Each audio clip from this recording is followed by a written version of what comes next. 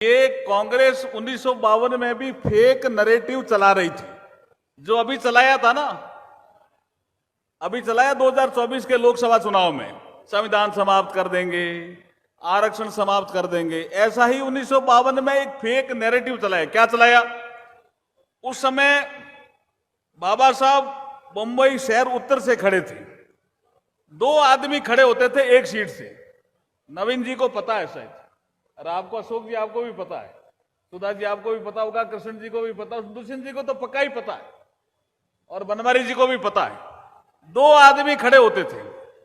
अब कांग्रेस ने क्या किया कि मतपत्र होता था, बोला एक मतपत्र में दो वोट देंगे तो ही बाबा साहब जीतेंगे। अब बाबा साहब को जिताना चाहते हो ना, तो अधिकतर वहां टेक्सटाइल मिलों के लोग थे, लेबर क्लास थी। बाबा साहब बहुत लोकप्रिय थे और बाबा साहब चुनाव जीत रहे थे, लेकिन इन्होंने एक डांगे खड़े थे और एक बाबा साहब खड़े थे। उसमें एक कुछ सीटें ऐसी थी जहां जनरल कैंडिडेट भी रहेगा और रिजर्व कैंडिडेट भी रहेगा, तो बाबा साहब रिजर्व कैंडिडेट्स के नाते खड़े थे।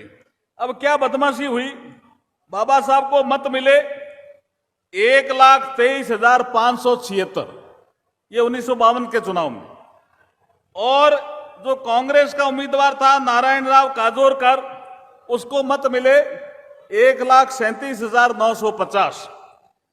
लेकिन जो मत खारिज हुए उनकी संख्या देख करके आप आश्चर्य करोगे। 1952 का पहला चुनाव, और हमारे अनुसूचित जाति के भाइयों को वोट देने का भी पहली बार ही पता चला।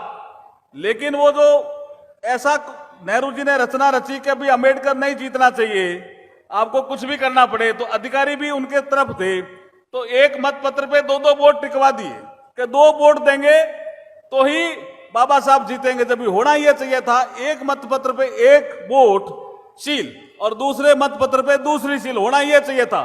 तो फेक नैरेटिव चलाया कांग्रेस ने कि आप दो वोट देंगे तो ही बाबा साहब जीतेंगे। तो बाबा साहब 14,374 मतों से चुनाव हार गए।